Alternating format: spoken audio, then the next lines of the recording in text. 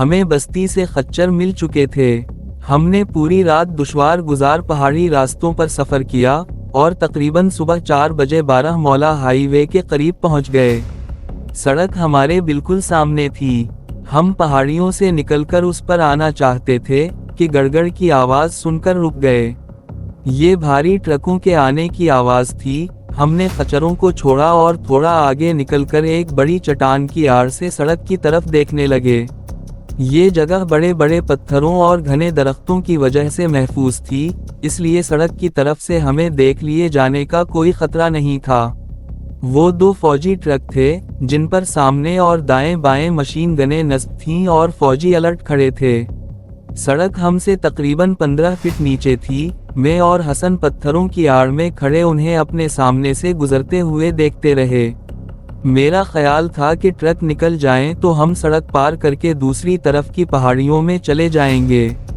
میں ابھی یہ سوچ ہی رہا تھا کہ پہاڑیاں تڑتڑاہٹ کی آواز سے گونج اٹھیں اور میں اچھل پڑا۔ ہم سے کچھ آگے شاید کچھ مجاہدین گھات لگائے بیٹھے تھے اور انہوں نے ٹرکوں پر فائر کھول دیا تھا۔ میں نے حسن کی طرف دیکھا اور پھر ہم دونوں بھی ٹرکوں پر فائرنگ کرنے لگے۔ اگلے ٹرک کے 2 فوجی دوسرے مجاہدین کی فائرنگ سے جہنم واصل ہو چکے تھے۔ ان کی جگہ دوسرے فوجیوں نے سنبھال لی تھی اور مشین گنوں کا فائر کھول دیا تھا۔ نصف درجن فوجی ٹرکوں سے کود کر سڑک کے کنارے پتھروں کے پیچھے پوزیشن سنبھال چکے تھے اور سب مشین گنوں سے فائرنگ کر رہے تھے۔ میں نہیں جانتا تھا کہ دوسرے مجاہدین کون تھے، لیکن ان کی ہمت کی داد دیے بغیر نہ رہ سکا۔ وہ سامنے سے مشین گنوں کی شدید فائرنگ کے باوجود اپنی جگہ پر ڈٹے ہوئے تھے۔ اور پھر کان پھاڑ دینے والا ایک دھماکہ ہوا۔ مجاہدین میں سے کسی نے اگلے ٹرک پر دستی بم پھینکا تھا اور ٹرک کے پرخچے اڑ گئے۔ سڑک کے کنارے پتھروں میں پوزیشن لیے ہوئے بھارتی فوجیوں کی فائرنگ میں شدت آ گئی تھی۔ ہم اپنی جگہ بدل کر فائر کر رہے تھے اور سامنے سے فائرنگ میں بھی شدت آ گئی تھی۔ میں اور حسن دوڑتے ہوئے وہاں سے دور نکل گئے۔ اسی طرف سے بھی دوڑتے ہوئے قدموں کی آواز سنائی دے رہی تھی اور پھر 2 آدمی دوڑتے ہوئے سامنے آ گئے۔ انہوں نے ہمیں دیکھتے ہی رائفلیں سیدھی کر لی تھیں، لیکن دوسرے ہی لمحے رائفلوں کے رخ بدل گئے۔ میں دوڑتا ہوا جیسے ہی ایک پتھر کے دوسری طرف مڑا، اس طرف سے آنے والا ایک مجاہد مجھ سے ٹکرا گیا۔ اس کے منہ سے ہلکی سی چیخ نکل گئی۔ وہ چیخ سن کر میں بھی چونک گیا تھا۔ اس مجاہد نے ڈھیلا ڈھالا لباس پہن رکھا تھا، سر پر کالا رومال بندھا ہوا تھا اور چہرے پر نقاب تھا۔ اکثر مجاہدین بھارتی فوجیوں کے خلاف چھاپا مار کارروائیاں کرتے ہوئے چہروں پر نقاب باندھ لیتے تھے تاکہ انہیں شناخت نہ کیا جا سکے۔ مجھ سے ٹکرا کر وہ مجاہد لڑکھڑا گیا اور میں نے اسے سنبھالنے کے لیے ہاتھ آگے بڑھا دیا۔ اتفاق سے میرا ہاتھ اس کے چہرے سے ٹکرایا اور نقاب اس کے چہرے سے ہٹ گیا اور اس سیاہ پوش مجاہد کا چہرہ دیکھ کر میں اچھل پڑا، کیونکہ وہ انگوری تھی۔ انگوری تم؟ میرے منہ سے بے اختیار نکلا۔ میری آنکھیں حیرت سے پھیلتی چلی گئیں۔ مجھے یاد آ گیا جب میں نے ایک دن ان کے گھر میں قیام کیا تھا تو میری طرف دیکھتے ہوئے اس کے چہرے پر سرخی چھا جاتی تھی اور حیا سے نظریں جھک جاتی تھیں، لیکن اس وقت مجھ سے ٹکرانے کے بعد وہ میرے بالکل سامنے کھڑی تھی۔ ہم دونوں کے درمیان صرف چند انچ کا فاصلہ تھا، لیکن نہ تو اس کے چہرے پر حیا کی سرخی پھیلی تھی اور نہ ہی اس کی نظریں جھکی تھیں۔ اس کے برعکس اس کی موٹی موٹی آنکھوں میں عجیب سی چمک تھی۔ میں نے اس کے ہاتھوں کی مخروطی انگلیوں کو سوئی کی مدد سے کپڑے پر رنگین دھاگوں سے نازک سے بیل بوٹے بناتے ہوئے دیکھا تھا، لیکن اس وقت اس کے ہاتھوں میں سب مشین گن تھی جو صرف انگارے اگلنا جانتی تھی۔ تمہارے ہاتھوں میں رائفل دیکھ کر مجھے حیرت ہو رہی ہے، میں نے اس کے چہرے پر نظریں جماتے ہوئے کہا۔ اوہ! انگوری کے منہ سے بے اختیار نکلا۔ عورت کھیتوں میں اناج اگانے کے لیے ہل چلا چلا کر زمین کا سینہ چیر سکتی ہے، سڑکیں بنانے کے لیے پتھر کوٹ سکتی ہے، مزدوری کرنے کے لیے سر پر بوجھ اٹھا سکتی ہے، تو ہاتھوں میں رائفل کیوں نہیں اٹھا سکتی؟ اور میں تو کشمیر کی بیٹی ہوں۔ اب وقت آ گیا ہے کہ کشمیر کی ہر عورت اپنی عزت و ناموس کے تحفظ اور وادی کے تقدس کے لیے ہاتھوں میں رائفل اٹھائے، لیکن گولیوں کی تڑتڑاہٹ میں وہ اپنی بات مکمل نہ کر سکی۔ بھارتی فوجی فائرنگ کرتے ہوئے پیش قدمی کر رہے تھے۔ انگوری، بھاگو اس طرف، انگوری کے ایک ساتھی نے چیختے ہوئے کہا۔ یہ بھی نسوانی آواز تھی جس نے مجھے بری طرح چونکا دیا تھا۔ میں نے پہلی بار اس کی طرف غور سے دیکھا، یہ وہی مجاہد تھا جس نے پہلے مجھ پر رائفل تانی تھی۔ گول مٹول سا چہرہ، چمکتی ہوئی موٹی موٹی آنکھیں اور ڈھیلا ڈھالا کرتا۔ اس کے سر پر بھی کالا رومال بندھا ہوا تھا اور وہ بھی لڑکی تھی۔ میں نے انگوری کی طرف دیکھا، اس کے ہونٹوں پر مسکراہٹ آ گئی۔ یہ باتوں کا وقت نہیں ہے، بعد میں تفصیل سے باتیں ہوں گی۔ انگوری نے کہا، تمہارے ساتھ کتنے آدمی ہیں؟ میں نے مختصر جواب دیا، صرف ایک، اور حسن کی طرف اشارہ کیا، جو چند گز دور ایک بڑے پتھر کی آڑ سے بھارتی فوجیوں کی فائرنگ کا جواب دے رہا تھا۔ اوہ، انگوری کے منہ سے ایک بار پھر نکلا، ان وحشیوں کا ایک ٹرک ہم نے تباہ کر دیا ہے۔ زندہ بچ جانے والے فوجی اب صرف اپنے آپ کو بچانے کے لیے فائرنگ کر رہے ہیں۔ وہ ان پہاڑوں میں ہمارے پیچھے نہیں آئیں گے، اس طرف نکل چلو۔ اور نوری، تم، اس نے اپنے ساتھی کی طرف دیکھا، عبداللہ کو لے کر اس طرف سے نکل جاؤ، ہم لوگ چشمے پر ملیں گے۔ وہ لڑکی نوری فوراً ہی اپنے تیسرے ساتھی کی طرف دوڑ گئی، اور مجھے اطمینان ہوا کہ ان کے ساتھ کم از کم ایک مرد تو تھا۔ میں نے حسن کو اشارہ کیا اور انگوری کے ساتھ ایک طرف بھاگ کھڑا ہوا۔ حسن بھی رک رک کر بھارتی فوجیوں کی فائرنگ کا جواب دیتا ہوا ہمارے پیچھے آ رہا تھا۔ مجھے یہ جان کر بڑی حیرت ہوئی تھی کہ بھارتی فوجیوں کے ٹرکوں پر حملہ کرنے والی مجاہدین کی اس پارٹی میں صرف 3 افراد تھے، 2 عورتیں اور ایک مرد، اور ان کی یہ کارروائی بڑی کامیاب رہی تھی۔ انہوں نے ایک ٹرک کو تباہ کر دیا تھا، اور میرے اندازے کے مطابق اس ٹرک کے ساتھ کم از کم 8 فوجیوں کے بھی پرخچے اڑ گئے تھے۔ ہم بلندی کی طرف دوڑتے رہے، نوری اور عبداللہ کسی اور طرف نکل گئے تھے۔ اس طرف سے بھی وقفے وقفے سے فائرنگ کی آوازیں سنائی دے رہی تھیں۔ میں انگوری کو بہت نازک اندام سمجھتا تھا، لیکن وہ جس طرح اونچے نیچے پتھروں پر پھلانگتی ہوئی بلندی کی طرف دوڑ رہی تھی، اس پر مجھے شدید حیرت ہو رہی تھی۔ بعض اوقات تو مجھ سے بھی آگے نکل جاتی۔ یہ پہاڑیاں سبزے سے ڈھکی ہوئی تھیں، یہاں مخملی گھاس اور جھاڑیاں بھی تھیں اور اونچے درخت بھی۔ ہمارے سامنے ایک بہت بڑی عمودی چٹان تھی، اس طرف دوڑتے ہوئے انگوری کا پیر پھسل گیا اور وہ کراہتی ہوئی زمین پر گری۔ انگوری کا اس طرح گرنا اس کی زندگی کا ضامن بن گیا تھا، کیونکہ ٹھیک اسی لمحے لاتعداد تڑتڑاتی ہوئی گولیاں اس کے سر کے اوپر سے گزرتی ہوئی سامنے والی چٹان میں لگی تھیں۔ میں نے بھی ایک طرف چھلانگ لگا دی اور زمین پر گرتے ہی پیچھے مڑ کر دیکھا۔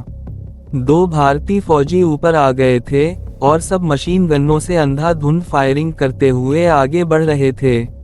انگوری ان کی گولیوں کی زد میں آتے آتے رہ گئی تھی۔ میں نے ایک پتھر کی آڑ لے کر رائفل کا ٹرگر دبا دیا، مگر رائفل سے گولی نہیں چلی۔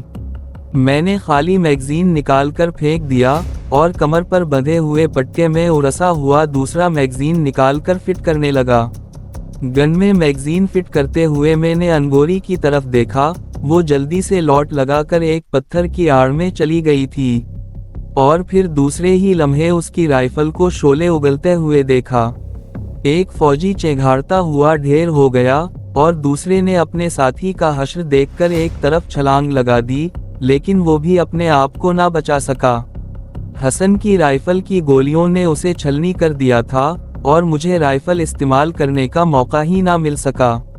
حسن دوڑتا ہوا ہمارے قریب آ گیا، اور میں لپک کر انگوری کے قریب پہنچ گیا اور ایک ہاتھ اس کی طرف بڑھا دیا۔ اس نے میری طرف دیکھا اور میرا ہاتھ پکڑ کر ایک جھٹکے سے اٹھ کر کھڑی ہو گئی۔ رائفل اس کے دائیں ہاتھ میں تھی۔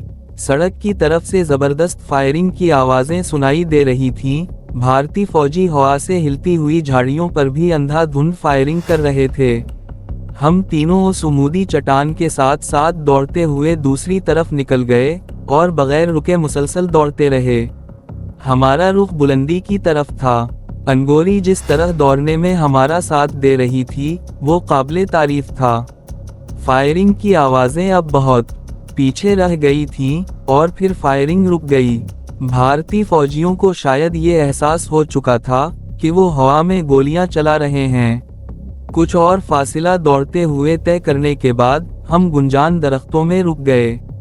यहाँ बड़े बड़े पत्थर भी पड़े हुए थे और अंगोरी एक पत्थर से टेक लगाकर बैठ गई। उसने सब मशीन गन जमीन पर डाल दी और गहरे गहरे सांस लेते हुए दोहरी हो गई। बुलंदी की तरफ मुसलसल दौड़ते हुए उसका सांस बुरी तरह फूल गया था। मेरी और हसन की कैफियत भी उससे मुख्तलिफ नहीं थी। मैंने भी एक पत्थर से टेक लगाकर टांगें फैला ली थीं, जबकि हसन घास पर लेट गया था। मैंने आंखें बंद कर रखी थीं और गहरे गहरे सांस ले रहा था। पिछले कई रोज भाग दौड़ ही में गुजरे थे। मैंने दौड़ते हुए मीलों का फासिला भी तय कर लिया था, लेकिन ऐसी कैफियत पहले कभी नहीं हुई थी। इसकी वजह शायद ये थी कि उस वक्त हम मुसलसल बुलंदी की तरफ दौड़ते रहे थे। 2-3 मिनट बाद मैंने आंखें खोलकर अंगोरी की तरफ देखा। उसने भी दोनों टांगें आगे को फैला रखी थीं। दोनों बाजू भी पहलू में फैले हुए थे और सर किसी कदर पीछे को झुका हुआ था। उसकी आंखें बंद थीं। ढीले ढाले कुर्ते में तनाव सा था, जिसके नीचे उसका सीना झोंकनी की तरह फूल और पिचक रहा था। उसने आंखें खोल दी और मुझे अपनी तरफ मुतवज्जह पाकर उसके होंठों पर खफीफ सी मुस्कुराहट आ गई, और फिर वो टांगें समेटकर सीधी होकर बैठ गई। हुस्न भी उठकर बैठ गया था। मैंने अंगोरी की तरफ देखते हुए कहा, मैं तो तुम्हें बहुत नाजुक सी लड़की समझता था, लेकिन तुम तो मर्दों से भी ज्यादा दिलेर और हौसलामंद साबित हुई हो। अंगोरी ने जवाब दिया, नज़ाकतें दिखाने का वक्त अब गुजर चुका है। गासिब भेड़ियों ने वादी की मजलूम और बेगुनाह औरतों को हमेशा अपने लिए एक खिलौना समझा। उन्हें तशद्दुद और ज़ियादती का निशाना बनाया जाता रहा, और मासूम औरतों की इज्तिमाई आबरूरेज़ी रोज़ का मामूल बन चुकी है। लेकिन अब ऐसा नहीं होगा। कश्मीर की औरत अपनी जान तो दे देगी, लेकिन कोई हाथ अपने जिस्म तक पहुंचने नहीं देगी। वो हाथ तोड़ दिए जाएंगे। चंद लम्हों को वो खामोश हुई, फिर बात जारी रखते हुए कहने लगी, अब औरत घर में बैठकर सिर्फ रोटियां नहीं पकाएगी। अब कश्मीर की हर बेटी के हाथों में राइफल नजर आएगी।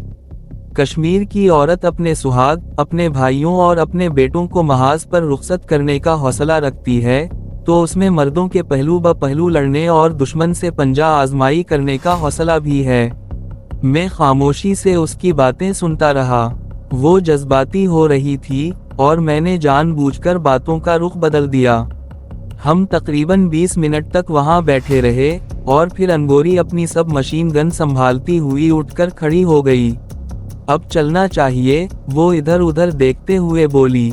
उन भारतीय सोरमाओं में इतना हौसला नहीं कि इतनी दूर तक हमारा पीछा कर सकें, लेकिन फौजी ट्रक इस शाहराह पर गश्त करते रहते हैं। अगर उन्हें टॉ मिल गई तो मुमकिन है वो ऊपर आने की कोशिश करें, इसलिए हमें अब यहाँ से चल देना चाहिए। मैं और हसन भी उठ गए और मैंने अपनी राइफल कंधे पर लटका ली। हम घने दरख्तों से निकलकर खुली जगह पर आ गए। जिस वक्त ये मरका हुआ था उस वक्त रात का अंधेरा रुखसत होना शुरू हुआ था और दिन का बहुत हल्का सा उजाला फैलने लगा था, और अब सूरज तुलू हो चुका था और धूप फैल रही थी। हम तेज तेज कदम उठाते हुए अब भी मुसलसल बुलंदी की तरफ सफर करते रहे। मैंने अंगोरी से ये नहीं पूछा कि कहाँ जाना है, क्योंकि मैं नूरी से उसकी बातें सुन चुका था। उसने नूरी से कहा था कि वो अब्दुल्लाह के साथ चश्मे पर पहुंच जाए, जिसका मतलब था कि उनके पास कोई महफूज ठिकाना मौजूद था। नूरी और अब्दुल्लाह दूसरी तरफ निकल गए थे। अंगोरी ने मेरे साथ चलते हुए पूछा, तुम्हारे बारे में तो सुना था कि तुम फिरोजपुर के नवा में कमांडर मुहिब के साथ किसी महाज पर हो, और इस तरफ कैसे आ गए? मैंने चौंक कर उसकी तरफ देखा। तुम्हें कैसे मालूम हुआ कि मैं कमांडर मुहिब के साथ था? अंगोरी ने जवाब दिया, मैं तुम्हारे बारे में मालूम करती रहती थी। उसके होंठों पर खफीफ सी मुस्कुराहट थी। मेरे सीने में हलचल सी मच उठी। मैं सिर्फ चंद घंटे उनके घर पर रहा था। हमने नजर भरकर एक दूसरे को देखा भी नहीं था और एक दूसरे से बात भी नहीं की थी। उनकी बस्ती से जाने के बाद मैंने एक लम्हे को भी अंगोरी का ख्याल जहन से नहीं निकाला था, और अब मेरे लिए ये इंकिशाफ बड़ा ही सनसनीखेज साबित हो रहा था कि अंगोरी भी मेरे तस्वुर को दिल में बसाए हुए थी। अंगोरी कह रही थी, फौजी कैंप पर तुम लोगों की कार्रवाई बड़ी कामयाब रही, कोई भी नहीं बचा वहाँ।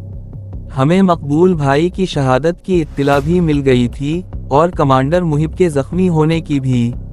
अब वो कैसे हैं? मैंने जवाब दिया, उनकी टांग में बम का टुकड़ा लगा था।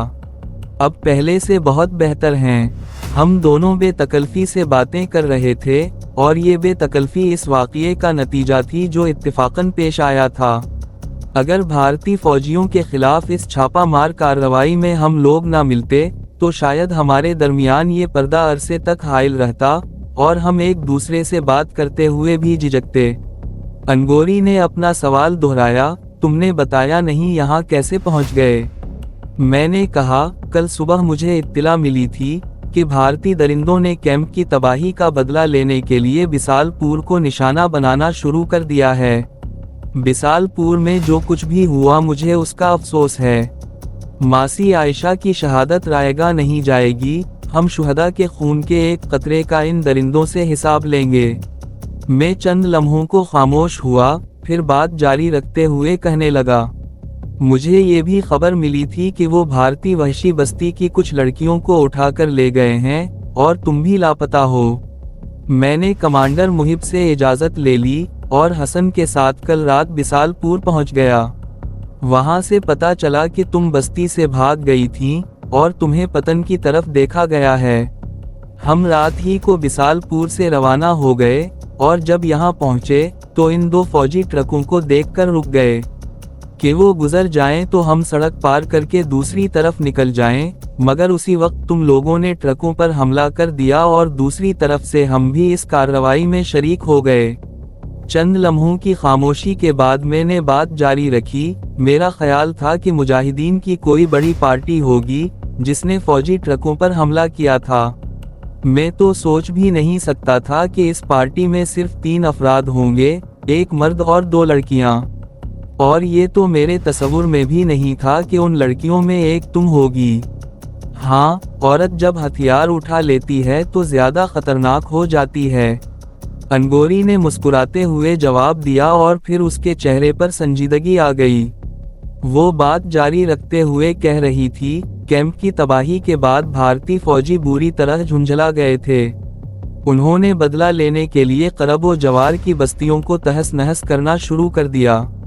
उन्हें उन मुजाहिदीन की तलाश थी जिन्होंने कैंप की तबाही में हिस्सा लिया था, लेकिन वो भी अच्छी तरह जानते थे कि वो मुजाहिदीन इन बस्तियों में नहीं मिलेंगे। दोस्तों, उम्मीद करते हैं आपको हमारी वीडियो पसंद आई होगी। जाने से पहले हमारी वीडियो को लाइक और चैनल को सब्सक्राइब करें। अगली किस्त में आपसे मुलाकात होगी, तब तक के लिए अल्लाह हाफिज।